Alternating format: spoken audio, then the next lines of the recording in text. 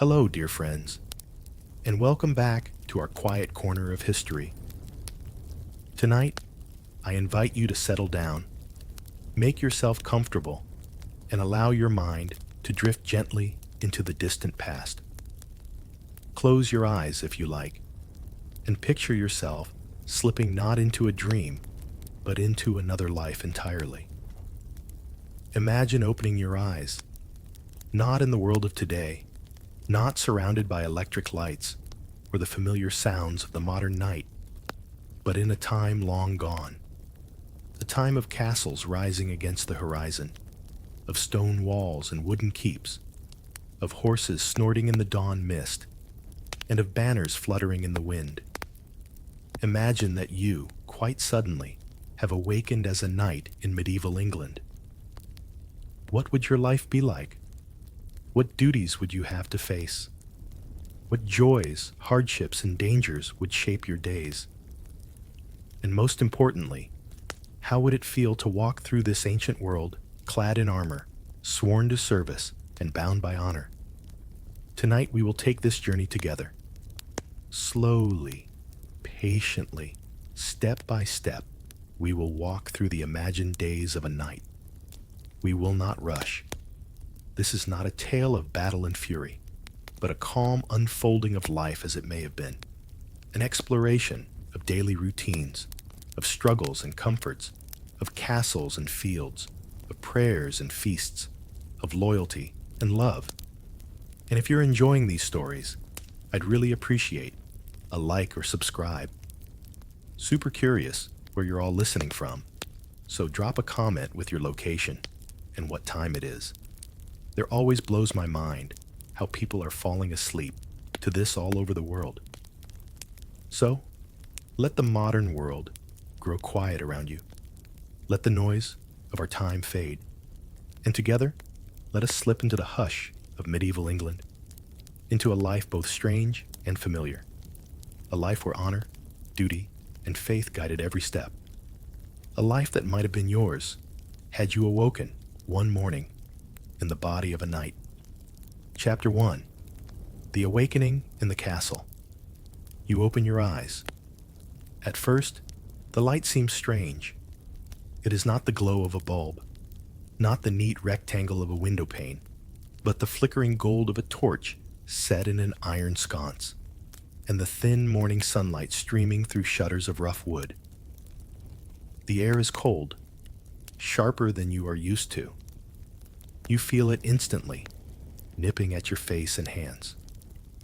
The castle walls around you are built of thick stone, and though sturdy, they keep in little warmth. The air smells faintly of smoke from the great hearth below, of straw, and of damp stone. You are lying on a bed, not of spring and mattress, but of a wooden frame with ropes stretched across it, a straw-filled mattress on top, and woolen blankets heavy upon your body. Your hand touches the fabric. It is coarse, not soft cotton, but it carries the warmth of a life woven by hand. And then you notice something more. Your body feels different, stronger, heavier. When you lift your hand, you see not your own familiar hand, but one calloused, with broad fingers, marked by years of training with sword and lance. You are not yourself. You are a knight. Beside your bed, a chest lies half open. Inside rests a folded surcoat, embroidered with the colors of your lord. Atop it lies a polished helmet, its visor open, catching the light of the room. Boots of leather stand neatly nearby. A sword, sheathed, leans against the wall. This is no dream. This is your life now. Somewhere below, you hear the sound of footsteps on stone. Servants are already awake, carrying buckets of water, preparing bread in the kitchens, tending to the fires. The castle, though still cold, is alive with the quiet hum of morning work. You rise slowly, wrapping a thick woolen tunic about yourself. Your muscles ache, but in a familiar way. This body is one that has known labor and discipline Long days of riding, hours of sparring. You tie a leather belt around your waist, slide your feet into your boots, and step toward the window. Outside, the courtyard of the castle lies below. You see grooms leading horses toward the stables, their breath misting in the chill. A cook is carrying baskets of onions and cabbages, preparing for the day's meals. A boy, no more than 12, runs across the yard carrying a wooden pail, the face of a squire, eager, busy, always working. And then you hear it, the call of a horn from the walls above. Not a warning, but a signal of the new day. The castle is waking, and so must you. Your life as a knight is bound by duty. Before long, you will pray in the chapel, eat a simple breakfast of bread, cheese, and ale, and present yourself to your Lord.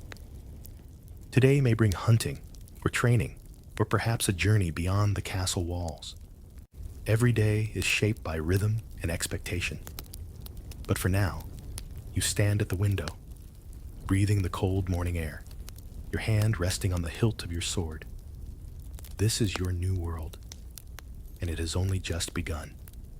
Morning rituals and devotion. The day of a knight in medieval England begins not with luxury, but with ritual. Even before food touches your lips, your duty is first to God.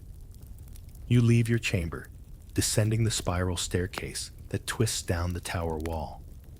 The stones are worn smooth by generations of feet, and the air smells faintly of burning tallow from the lamps set into iron brackets.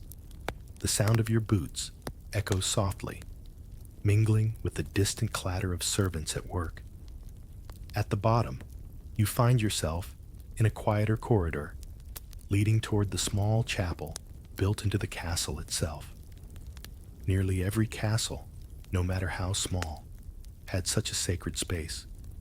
It is modest, just a single chamber with a wooden altar, a cross carved of oak, and a few colored windows that let the pale light of dawn shine through in gentle hues of red and blue.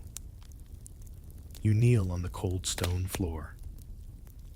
Your breath rises faintly in the chilly air as you whisper a prayer. Knights were not only warriors, but men of faith, or, at the very least, men bound to the expectations of faith. The church taught that your sword and shield were to defend not only your Lord, but also the weak, the poor, and above all, the church itself. You cross yourself, whispering the Latin prayers that have been taught to you since boyhood.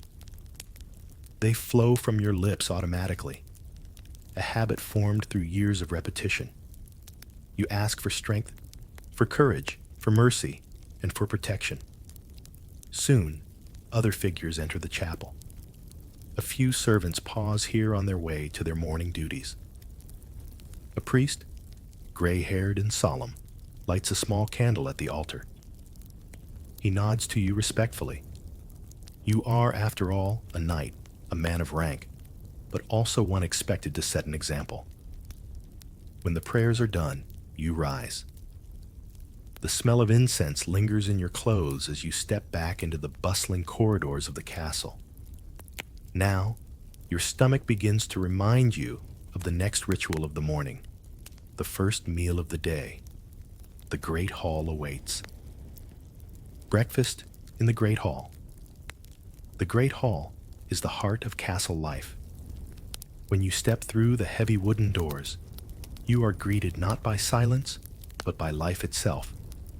The hum of voices, the clatter of wooden platters, the smell of bread newly baked in the castle ovens. The hall is long and high-ceilinged, its beams of oak blackened by smoke from years of fires. At the center burns a hearth, its flames licking upward, giving off heat that spreads slowly through the drafty chamber. The stone walls are hung with banners bearing the coat of arms of your lord, their colors brightening the otherwise gray stone. You make your way to the long wooden tables where others are seated. pages and squires sit toward the lower ends, their chatter quick and youthful.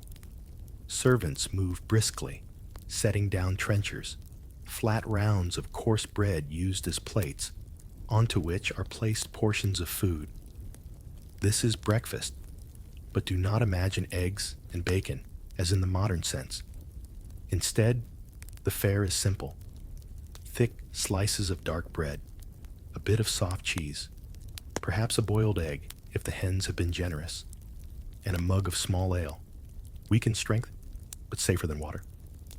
Some mornings, a pottage, a kind of thick soup made from peas, oats, or barley, may be served.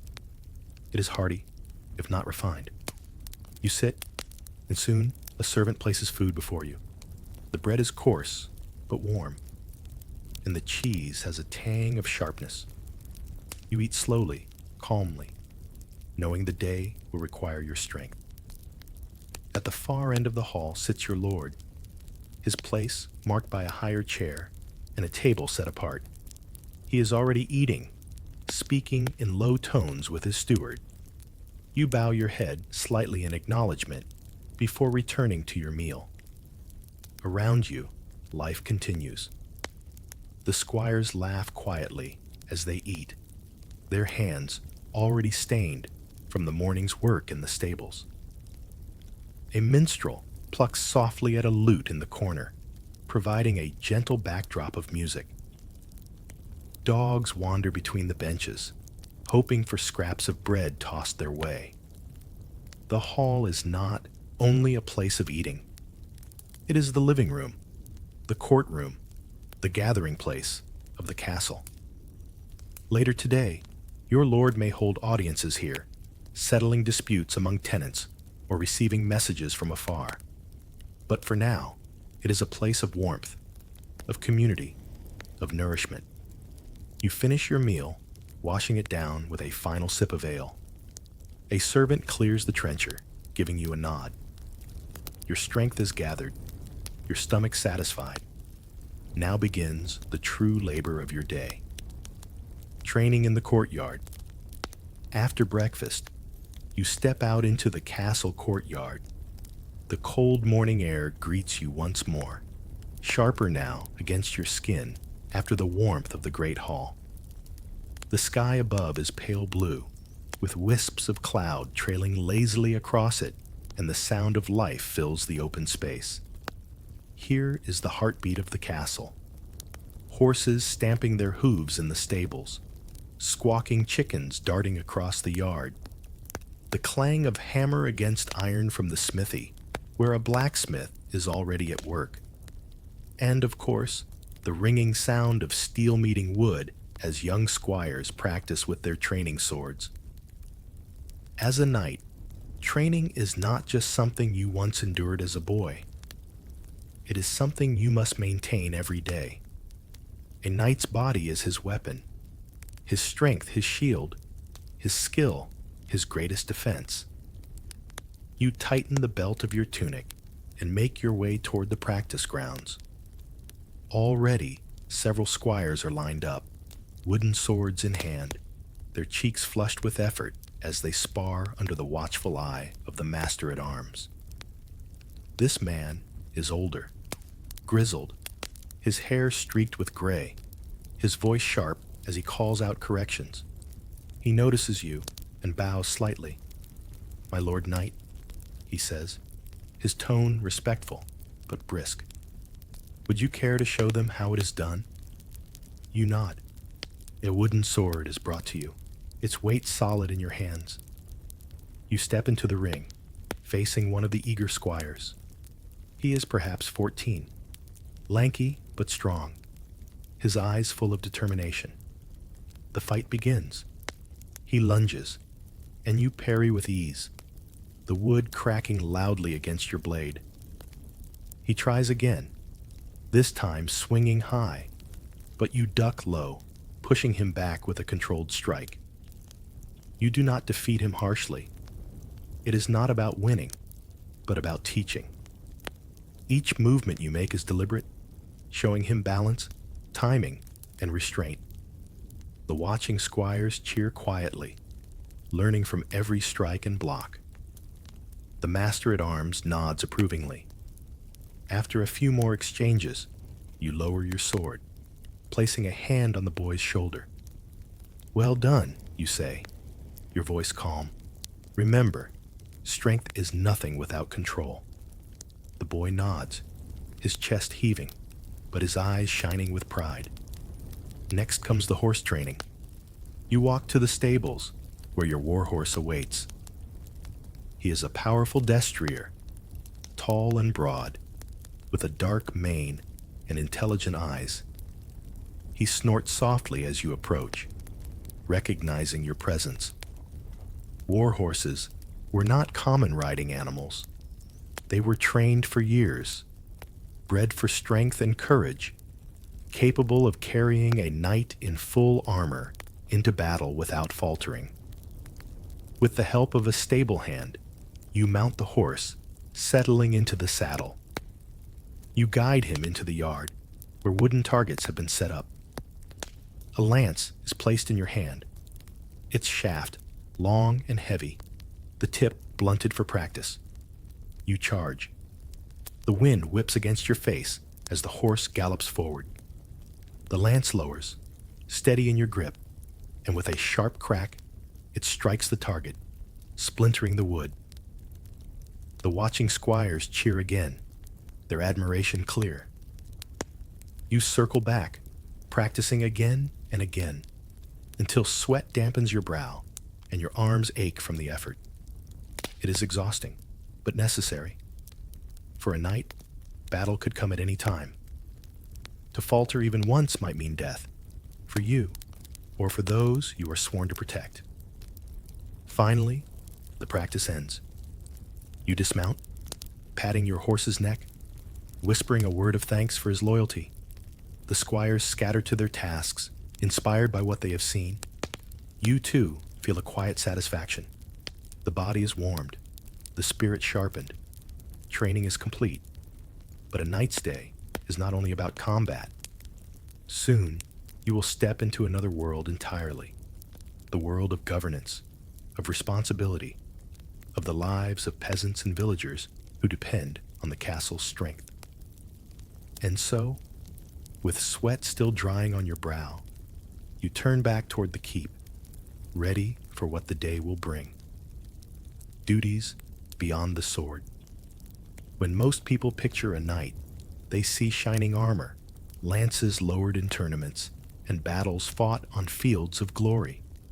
Yet the truth of a knight's daily life was far broader and often far less romantic. A knight was not only a warrior, he was also a servant of his lord, a protector of his lands, and, in many cases, a manager of people and property. Knights lived in a world where strength of arms was necessary, but so too was wisdom, patience, and judgment. After your morning training, you return to the keep, where your lord has summoned his men to the great hall. The long tables have been cleared of breakfast, and in their place, benches are filled with villagers and tenants who have come to seek justice or resolution for disputes. This is one of the less glamorous parts of castle life. A knight, especially one of standing, is expected to lend his presence and authority. You take your seat along the side of the hall, near your lord's chair. The steward, a thin man with sharp eyes and a stack of parchment before him, calls the first petitioner forward. A farmer steps nervously into the open space, bowing low. His complaint is simple. A neighbor's pigs have broken through his fence, rooting in his fields and destroying part of his crop. The neighbor argues back that the fence was weak, and the pigs only did what pigs do. Voices rise. Hands gesture wildly. Here, a knight's role is not to swing a sword, but to offer calm and measured judgment. You speak in a steady tone, reminding the farmers of their duties to maintain fences, but also acknowledging the loss of the crops. A fine is suggested, one fair enough to compensate, but not ruinous. The Lord nods in agreement, and the matter is settled. One by one, more villagers come forward. A widow asks for protection from bandits who have been sighted near the woods. A shepherd boy begs forgiveness after letting his flock wander onto another's land. Two brothers argue over inheritance of a small strip of pasture. Each case is small in the grand scheme of things, yet each is vital to the people who live under the castle's protection. For them, you and your lord are not distant figures of myth, but the authority that keeps order in their world. The church also has its say in these matters. A priest sits nearby, listening closely, reminding all present of the moral laws of God. The peasants bow deeply to him, for his word carries weight not only in heaven, but here on earth. Hours pass this way. You listen, you speak, you weigh right against wrong. Though no swords are drawn, though no blood is shed, this work is as important as any battle. For what is a knight, if not a guardian of both peace and justice? At last, the petitions are done. The hall slowly empties, the villagers returning to their homes. The steward gathers his parchments, and the lord rises from his chair, stretching stiffly. He turns to you and speaks quietly. There is more to knighthood than fighting. Remember this. Our people depend on more than our swords. They depend on our judgment, our fairness, our strength of character. You bow your head in acknowledgement. The lesson is one you already feel deeply. A knight must be more than a warrior. He must be a pillar of his community. With these duties done, the day moves on. Outside, the sun has risen high, and the smell of roasting meat drifts faintly from the kitchens. The hour of the midday meal approaches, but before that, there is time to walk the castle grounds, to look upon the world you are sworn to protect. Walking the castle and its people. The great hall quiets after the morning's petitions, and you find yourself with a little time before the midday meal. These are the hours when you may walk the grounds of the castle and look upon the lives of those around you. For while the knight may be sworn to his lord, he is also a presence in the lives of the countless people who make the castle a living place. You step out once more into the courtyard. The sun has climbed higher now, breaking through the morning chill. The stones beneath your boots feel warmer, though the breeze still carries a crispness that reminds you of the English climate. Everywhere around you, there is motion, work, and rhythm. The castle is like a hive, each person a worker fulfilling a role. You pass first by the blacksmith's forge, where iron sings under hammer and anvil. The smith wipes his brow with a soot-stained cloth, shaping nails, horseshoes, and fittings for armor. Sparks leap with every strike, and the smell of hot metal and coal drifts into the air. He glances up at you and nods respectfully, knowing his craft is part of your lifeblood. Without his work, your armor would falter, your sword would break, your horse would go unshod. A little further on, the bakery breathes warmth into the morning. The baker's apprentices are pulling loaves from the great clay oven, their golden crusts crackling as they cool. Children run by, giggling, hoping to steal a heel of bread when the baker isn't looking. The smell is rich and comforting, a reminder of the small luxuries that brighten medieval life. Across the yard, the armorer's shed catches your eye. Inside, squires polish helmets, sharpen blades on whetstones, and check straps of leather.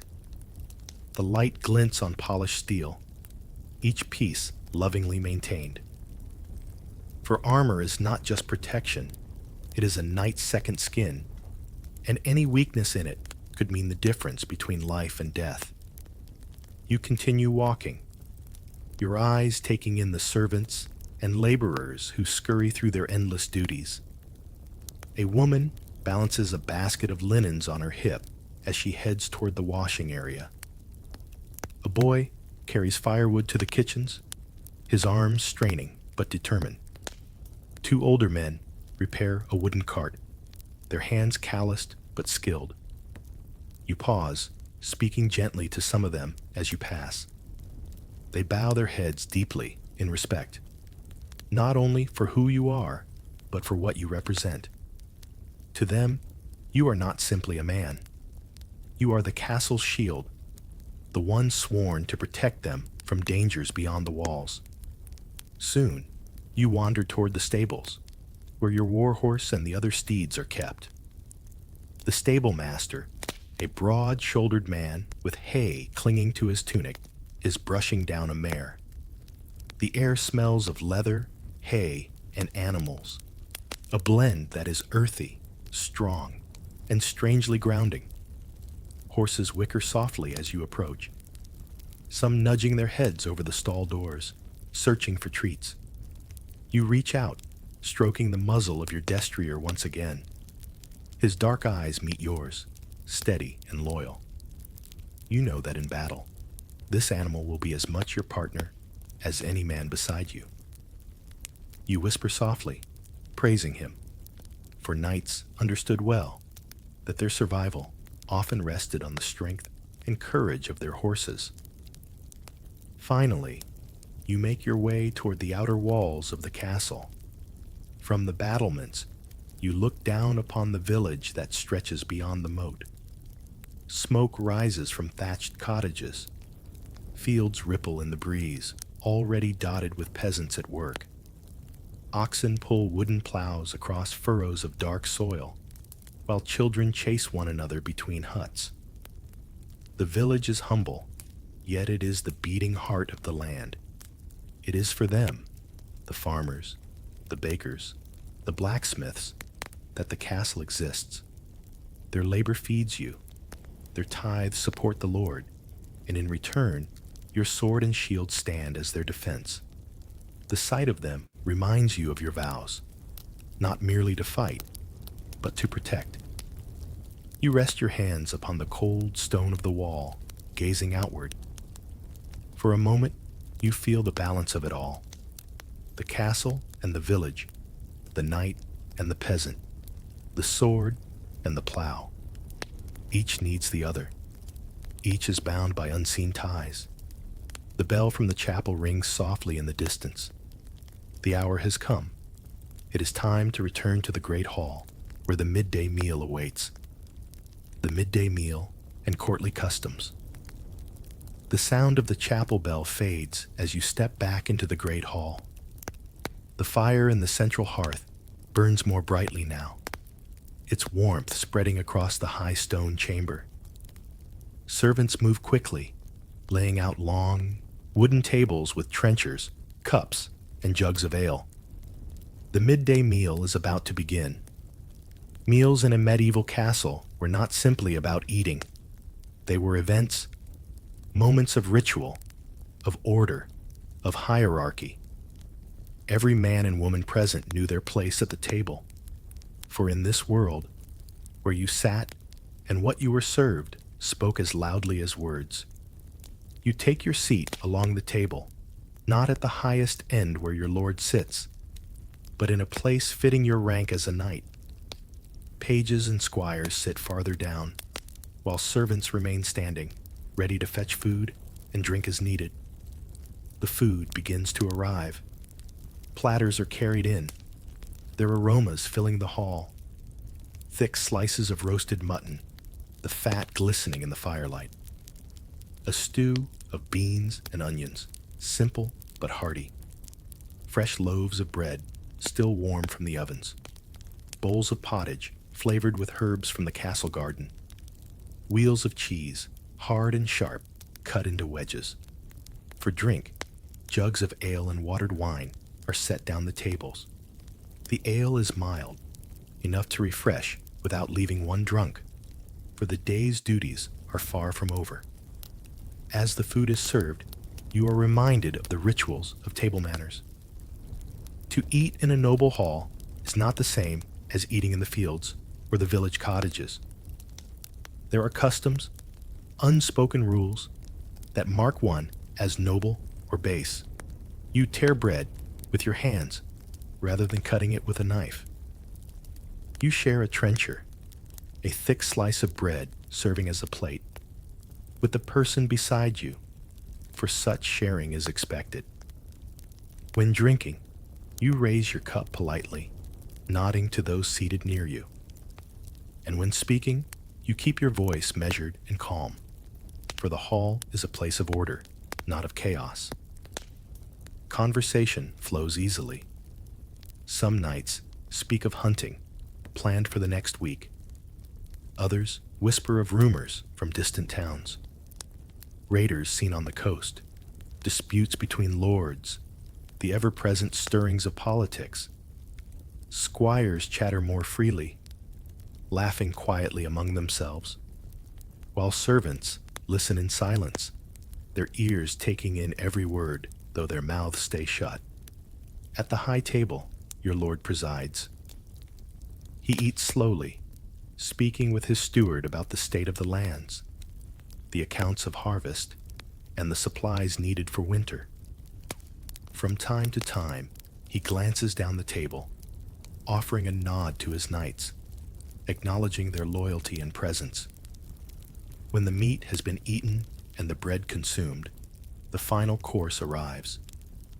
Fruit is placed upon the tables, apples and pears from the orchard, dried figs brought from traders, and perhaps a little honey drizzled over sweetened pastries if fortune has been kind. It is a rare treat, savored slowly. At last, the Lord raises his hand, and all fall silent. The priest steps forward, offering a prayer of thanks for the meal, for the hands that prepared it, and for the blessings of God. With the prayer spoken, the meal is complete. You push back your bench, rising with the others. Servants rush in at once to clear the tables, gathering the trenchers that have grown soggy with meat juices. Some of these trenchers will be fed to the poor at the castle gates, a reminder that charity is never far from duty.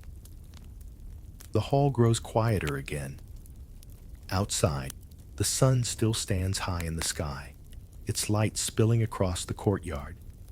The day is far from done. Ahead lies more than food and prayer. There is the chance for recreation, for training, or for service to your Lord in other ways.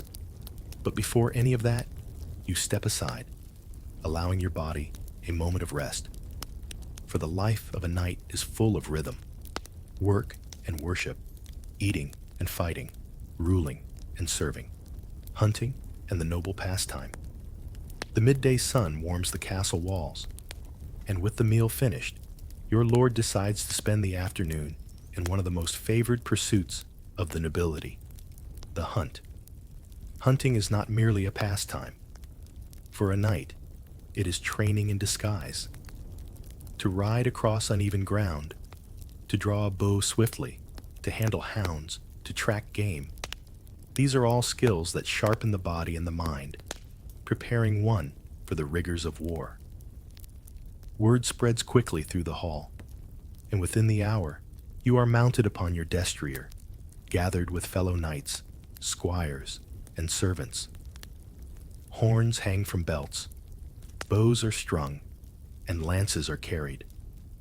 A pack of hounds bays eagerly, straining against their leashes, their ears pricked and their eyes shining with anticipation. The drawbridge lowers, and the party rides out into the open fields. The air is fresh, carrying the scent of earth and wild grass. Beyond the fields, the forests loom, dense, shadowed, alive with the sounds of hidden creatures. The hunt begins. You ride at a steady pace, eyes scanning the underbrush. A squire rides beside you, carrying a falcon hooded and perched upon his glove.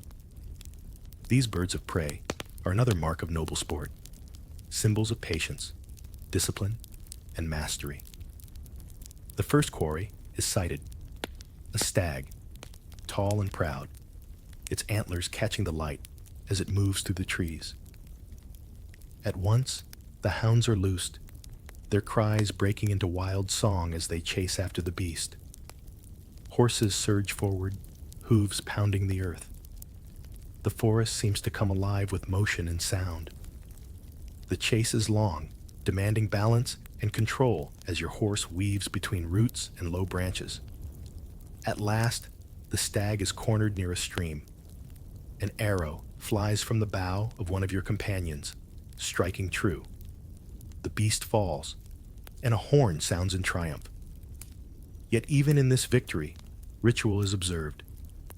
The stag is honored, prayers are spoken over its body, and parts of the meat are set aside for the poor, for the hunt is not only for sport, but also for provision.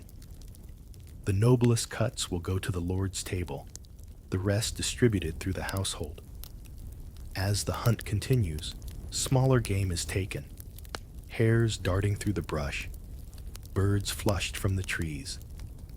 The falcon is finally released, soaring high before diving in a swift strike, its talons bringing down a pheasant.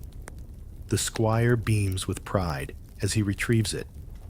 Hours pass in this way, the sun dipping lower as shadows lengthen. The company begins to turn back toward the castle, spirits high, laughter echoing among the riders. For a night, such outings are more than leisure. They are moments of fellowship, of bonding with comrades, and of practicing the very skills that war will one day demand. By the time you return to the castle gates, the hounds are panting, the horses lathered, and the squires weary but glowing with excitement. The quarry is carried in, to be prepared by the cooks for coming feasts. You dismount, your legs stiff from the long ride, but your heart lighter. The hunt has brought both exercise and joy, sharpening body and spirit alike. The afternoon wanes, and as the shadows stretch long across the courtyard, you know that evening will soon fall. And with evening comes another kind of life, one of warmth, of music, of stories shared by firelight. The day of a night is not yet over. Evening in the castle, feasts, fellowship, and music. As the sun dips low behind the castle walls, the day begins to soften into evening. The clamor of work fades, the smoke of the cook fires grows richer, and the great hall once again becomes the center of life within the keep. You step through its wide doors and are greeted by warmth and light. The hearth at the hall's center burns brightly, filling the room with the glow of orange flames. Torches set in iron brackets line the walls, their flicker throwing long shadows against the stone. The banners of your lord's house, bright with their colors and crests, seem almost alive in the shifting light. The tables have been set again, this time not for a simple meal, but for a feast. For the stag taken during the hunt now roasts upon great spits, its aroma filling every corner of the chamber. Platters of bread, bowls of stewed vegetables, trenchers of roasted fowl, and flagons of wine are carried in by bustling servants. The air hums with anticipation, laughter, and the chatter of many voices. At the high table, your lord takes his place, his family seated beside him. His voice carries warmly through the hall as he raises his cup in welcome. Tonight, he declares, we celebrate the bounty of the land, the loyalty of my knights, and the grace of God that keeps us all. His words are answered by cheers, the clink of mugs, and the rumble of approval from those gathered. The feast begins. As you eat, you are aware of the rhythm of such gatherings. Conversation is freer than at the midday meal, laughter louder and stories longer. Knights speak of past battles, of tournaments won and lost, of narrow escapes and daring deeds.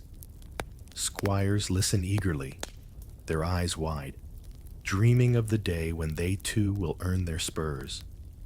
The music begins. A minstrel steps forward, lute in hand, and plucks the first gentle notes of a ballad. His voice rises, carrying tales of ancient kings, of lovers parted and reunited, of heroes who faced dragons in dark forests. The hall grows still, all ears upon the melody, as though the song itself weaves a spell across the gathering. Later, the music grows livelier. Pipes and drums join in, and some of the younger folk rise to dance upon the rush-strewn floor. Their feet stamp in rhythm, their laughter bubbling up, while the older knights smile and watch, mugs of ale in hand. A jester, bright in colored garb, performs tricks with tumbling and juggling, drawing roars of laughter from the children and smiles even from the sternest warriors. He bows deeply after each act, sweeping his cap with bells toward the floor. You sit, drinking slowly, savoring the warmth of wine. Around you is the fellowship of comrades, the comfort of shared bread and shared stories. These moments remind you that life as a knight is not only steel and struggle, but also companionship and joy. For without them, the burdens of duty would weigh far heavier. As the night deepens, the fire burns lower. Some of the younger squires grow drowsy, nodding at the tables, while the older knights speak more softly, their voices touched with memory. The minstrel plays one final song, a gentle tune that seems to carry the hall toward silence. At last, your lord rises once more, raising his cup for the closing toast. May we sleep in peace tonight, he says, and may God grant us the strength to rise tomorrow to our duties once again. The company echoes the words, and the feast comes to a close. Servants begin to clear the tables, dogs curl up by the hearth, and the castle settles into the hush of evening.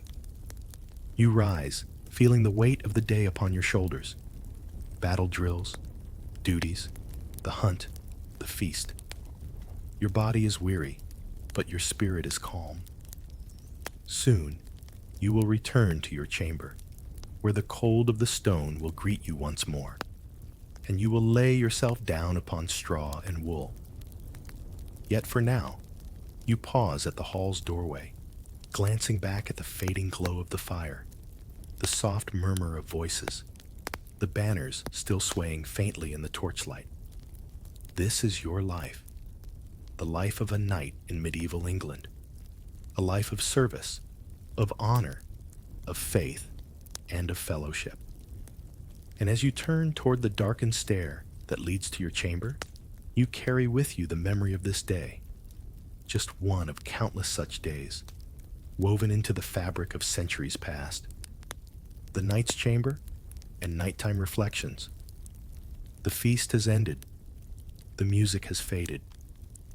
One by one, the torches in the great hall are extinguished, leaving only the glow of the central hearth. The castle slips into stillness, broken only by the muffled footsteps of servants cleaning, the soft bark of a hound settling into sleep, or the creak of the heavy doors as they are drawn closed against the night.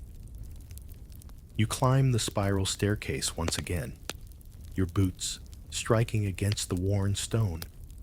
The air grows colder the higher you go, for the warmth of the hall does not reach these upper chambers. A draft slips through the narrow arrow slits, carrying with it the faint smell of wood smoke from the village below. At last, you reach your chamber. The room is modest compared to the grandeur of the hall, yet for its time, it is a place of status and comfort. A bed of rope-strung frame and straw mattress waits against the wall, layered with woolen blankets. A small chest holds your clothing and a few treasured belongings. a dagger, a comb of bone, perhaps a carved token given by someone dear. By the hearth in the corner, a small fire burns low, tended earlier by a servant. Its glow flickers softly across the stone walls, chasing away the deepest shadows. You remove your belt and tunic, laying them neatly by the chest. The sword, faithful companion of the day, rests now against the wall beside your bed. Armor, too heavy to wear within the keep, has been left in the armory for squires to clean and polish, preparing it for tomorrow. Before you sleep, there is one final ritual. You kneel upon the cold stone floor, hands clasped, and whisper your evening prayer. You thank God for the food upon your table, for the strength of your body, for the loyalty of your comrades, and for the peace granted to your household this night. You ask forgiveness for any harsh words spoken, for pride or anger that may have taken root in your heart. And you pray for protection, both for yourself and for those who depend upon your shield. The chamber is still. Only the crackle of the fire and the faint howl of wind beyond the walls break the silence. You rise, pulling the heavy blankets over your body as you lie down upon the straw mattress. It is coarse compared to the softness of the future, yet it offers warmth, and warmth is precious in these thick-walled chambers. The wool scratches faintly against your skin, but soon your body relaxes into its weight. Your mind drifts, as minds always do before sleep. You think of the hunt, the laughter of your comrades, the stern words of your lord. You think of your horse, loyal and strong, resting in the stables. You think of the villagers beyond the walls, their lives carried on in the rhythm of toil and faith. For a moment, you wonder what tomorrow will bring. Perhaps another hunt, perhaps news of trouble on the roads, perhaps a feast, or perhaps a call to arms. The life of a knight is never certain, yet it is always bound by the same vows: to serve, to protect, to fight when needed, and to uphold honor above all. The fire burns lower. Your eyes grow heavy. The weight of the day settles upon you like another blanket. And so, with prayer still upon your lips and sword resting within reach, you drift into the quiet embrace of sleep. The castle sleeps with you. The village sleeps below. And medieval England, with all its harshness and beauty, continues on through the night. A new dawn, the cycles of a night's life. The night passes quietly. Somewhere far off, a wolf howls, its voice carried by the wind across fields and woods. But the castle stands firm against the dark, its walls thick, its gates locked, its people safe within. When dawn comes, it is not sudden but gradual. A pale light seeps through the narrow slit windows of your chamber, painting the stone in shades of gray. The fire in the hearth has burned down to embers, their faint glow barely alive. From below, the first stirrings of the castle reach your ears: the clatter of pots in the kitchens, the stamping of hooves in the stable yard, the voices of servants beginning their morning tasks. You rise once again, just as you did the day before, and perform the same rituals: washing, dressing, praying, preparing. And yet, while each day feels similar, life as a knight is not one endless repetition. Rather, it moves in cycles, shaped by the turning of the year, the needs of the Lord you serve, and the uncertain tides of fate. The rhythm of the seasons. In spring, the world awakens. The fields are plowed, the lambs are born, and the first hunts of the year fill the larders. For a knight, spring often means readiness. Training is renewed in earnest. Horses are conditioned after the harshness of winter, and word may come of upcoming campaigns. The roads grow passable again. and with them comes both opportunity and danger. Summer is the season of travel and war. Campaigns are launched when the weather is fair, when men can march and supplies can be carried. A knight may be summoned to ride far from home, to guard a border, to follow his lord into battle, or to join a tournament in another noble's hall. Days are long, nights are warm, and life is lived in motion, whether in the dust of the tourney field or the smoke of the battlefield. Autumn is the season of harvest. Though knights do not sow or reap, they are deeply tied to the fortunes of the land. A poor harvest means hungry soldiers, empty stores, and restless peasants. A bountiful one means plenty for the table and security for the winter. Knights often oversee the collection of rents and harvest dues, ensuring their lord's wealth is gathered in before the cold sets in. Winter is the season of waiting. Campaigns cease, roads grow treacherous, and men huddle within stone walls. For knights, winter is a time of training indoors, of long evenings by the hearth, of stories and music to pass the dark. Yet it is also a season of hardship. Food grows scarce, sickness spreads, and the cold gnaws at even the thickest of walls. Many prayers are spoken in winter, asking for strength to see the castle through until spring returns. The cycle of years. But beyond the seasons, there is the cycle of years, a knight's life marked by stages. The young knight, freshly dubbed, is eager to prove himself.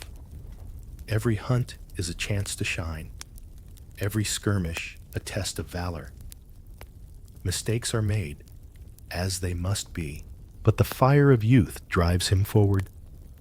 The seasoned knight, hardened by battles and tempered by responsibility, is more cautious.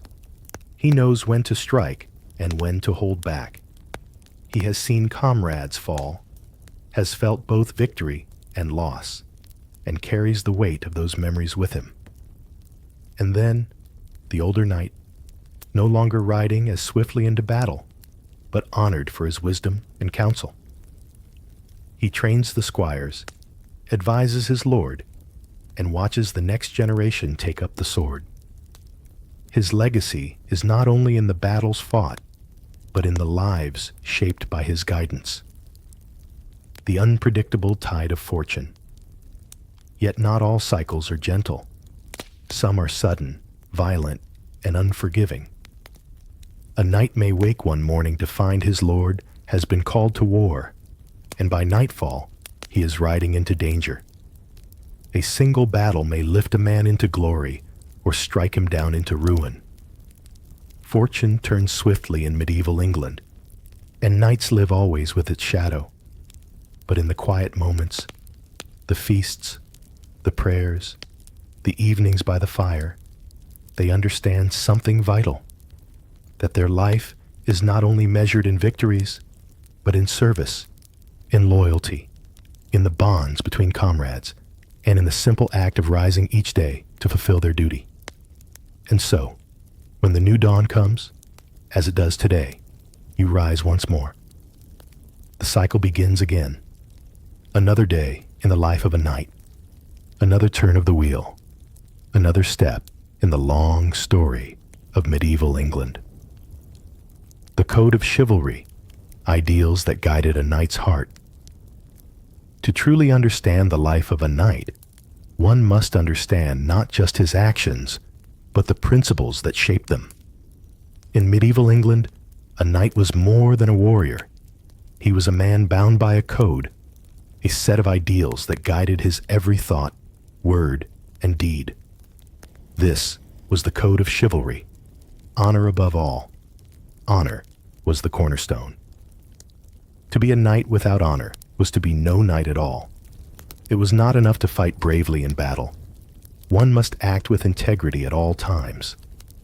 Promises were sacred, lies were a stain, and one's reputation was as valuable as any sword.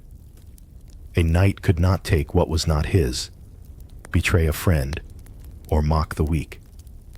Even small acts of dishonesty, cheating in a tournament, deceiving a squire, or acting cruelly toward a servant, were violations of this sacred code. Loyalty and service. Loyalty bound the knight to his lord, his comrades, and most importantly, to his oaths. The word of a knight was as firm as iron. When the call came from his lord, he answered, whether to serve in war, to defend the castle, or to administer justice among villagers. Yet loyalty extended beyond the feudal chain. A knight also owed service to God and to the community, protecting peasants from raiders, defending the church, and helping those in need were not optional. They were duties inscribed into the very idea of knighthood. Courage and bravery. Courage was expected in every facet of a knight's life. Physical bravery in battle was obvious, but moral courage was equally vital. Standing up against injustice, defending the helpless, and facing personal danger with steadiness of mind, all these were acts of valor. A knight could be afraid. Fear was natural, but courage was continuing in spite of that fear, acting rightly even when consequences might be dire. Courtesy and respect. The code of chivalry extended even to manners. A knight was courteous to ladies, respectful to peers, and considerate to all, even to those beneath his station. He did not strike without cause, speak harshly without reason, or act without thought. In tournaments, courtesy was observed toward opponents. In the court, respect was shown toward lords and ladies. Even toward prisoners, mercy was valued. These small acts of politeness reinforced the moral structure that distinguished knights from mere soldiers: piety and faith. Faith in God was central. A knight's sword was wielded in the service of the church as much as in the defense of land. Daily prayers, attendance at Mass, and observance of holy days were part of life. Religious relics, blessings for battle, and charitable acts were all woven into a knight's identity. The knight was called to be a protector of the weak, a defender of the faithful, and a humble servant of a higher power. Strength without humility was considered dangerous. Courage without faith was incomplete. Justice and mercy. A knight was expected to balance justice with mercy. To wield power responsibly meant knowing when to enforce the law and when to forgive. Harshness could inspire fear, but fairness inspired loyalty. Knights were not tyrants. They were guardians of a fragile social order, upholding laws, resolving disputes, and protecting those who could not defend themselves. The code of chivalry was not a written law, but it was lived in every moment of a knight's day. It shaped morning prayers, dictated behavior at meals, guided actions in the hunt, and informed judgments in the great hall. Without these ideals, a knight might have been strong in battle, but weak in life. With them, even the simplest acts, feeding a servant, speaking gently to a squire, honoring a promise, became part of a larger story of virtue, duty, and humanity. As night falls and the castle quiets, the knight reflects upon this code. Each day offers a chance to live it fully, to act not just with strength, but with wisdom and honor.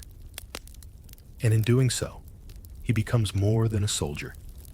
He becomes a guardian of a world balanced on courage, loyalty, and justice.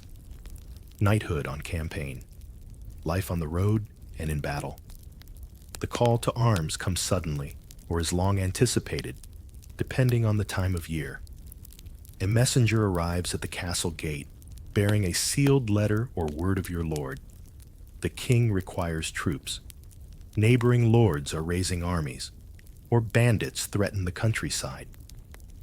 The life of a knight on campaign is unlike the ordered rhythm of the Stai castle.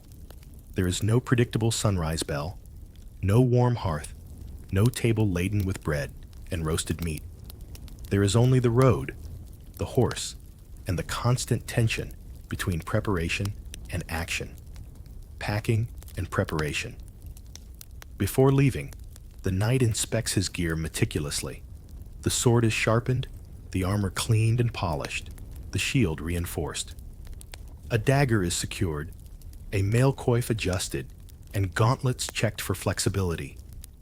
Every strap, buckle, and lace is a potential matter of life or death. The horse is fed and groomed, hooves wrapped if necessary, and the saddle checked for comfort and security. A squire carries extra provisions, rations of hard bread, salted meat, and fresh water. Maps and messages are prepared, and any correspondence for the Lord is entrusted to trusted men. The road. The march begins at dawn. The convoy of knights, men-at-arms, and wagons stretching along dusty roads or muddy tracks. The clatter of hooves and the creak of wagons fill the air. The countryside passes in a blur of fields, forests, rivers, and villages. Peasants bow as the armed party rides by. Some offer fresh water or bread. Others watch silently, eyes wary of soldiers passing through their lands. The road is full of dangers. Bandits lie in hidden paths. Rivers may be swollen and impassable, and weather can turn a steady march into a desperate struggle. The knight must remain alert, horse and weapon ready, even when fatigue presses upon him like a heavy stone. Camp life. Evenings are spent in temporary camps. Horses are tethered and fed. Tents are pitched or hastily constructed, and fires are lit to cook whatever provisions can be found. The night is alive with the smell of smoke, the lowing of animals, and the murmured prayers of men. Knights and soldiers eat sparingly, often cold rations, and sleep lightly, ready to rise at any sign of danger. Conversations are hushed, plans are whispered, rumors of enemy movements passed quietly.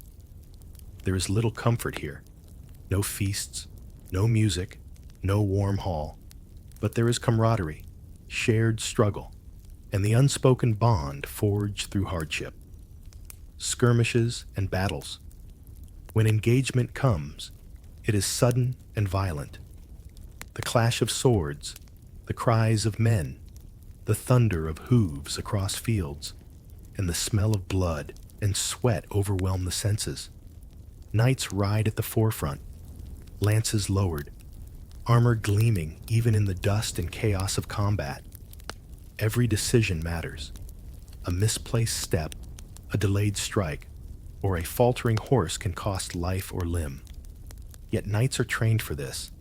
Their bodies, honed by years of discipline, respond instinctively.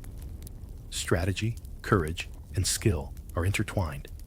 Victory is never guaranteed, but effort, loyalty, and discipline define the outcome. Aftermath.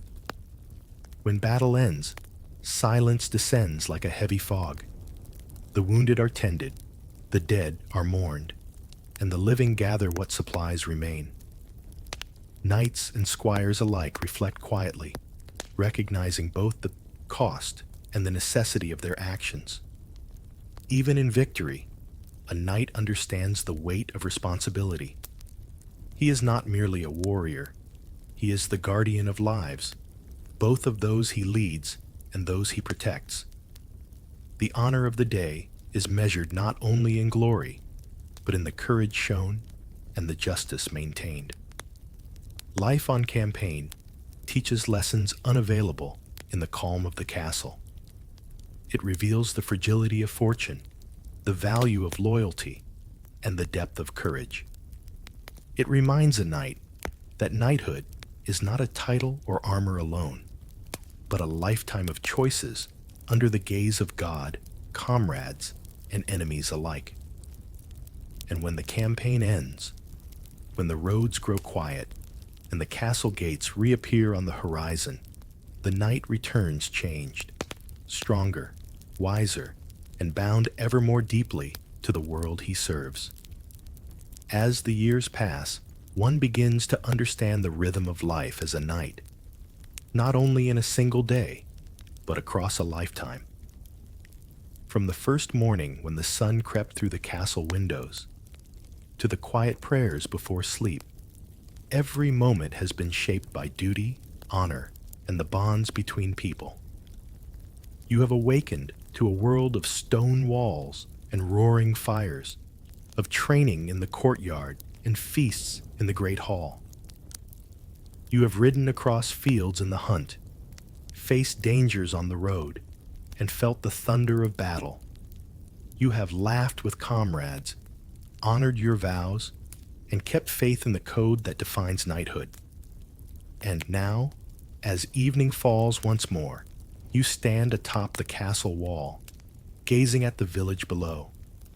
Smoke rises from chimneys, the fields lie still, and the rivers reflect the fading light. You see the people you serve, the animals you care for, and the lands entrusted to your protection. You feel the weight of responsibility, yes, but also the quiet joy of being part of something larger than yourself. The sun dips behind the horizon, and the sky is painted with shades of crimson and gold. The castle settles into shadow. The hounds lie in the stables, the banners flutter softly in the breeze, and the hearths glow faintly within the keep. You turn toward your chamber, your armor laid aside, your sword resting safely. You kneel one final time, whispering thanks for the day, for the lessons learned, and for the courage granted to you. You remember the ideals that guided your life: honor, loyalty, courage, courtesy, and faith. Lying down upon the straw mattress, you feel the rhythm of the castle, the heartbeat of the walls, the presence of history all around you. Outside, the night is deep and still, carrying the whispers of centuries past, of knights who came before and those yet to come. And in this quiet, you realize the truth of your life as a knight. It is not only battles and hunts, feasts and tournaments, or even armor and sword. It is the dedication to a code, the protection of others, and the understanding that each day, however harsh or joyful, is a thread in the vast tapestry of history. With a final breath, you close your eyes. Sleep comes gently, and the castle, the village, and the land all rest together under the same sky. For tomorrow, as it always does, will bring a new dawn. Another day to live, to serve, and to walk the path of a knight. And so ends this journey, not in finality, but in quiet reflection, carrying the legacy of courage, honor, and humanity through the centuries.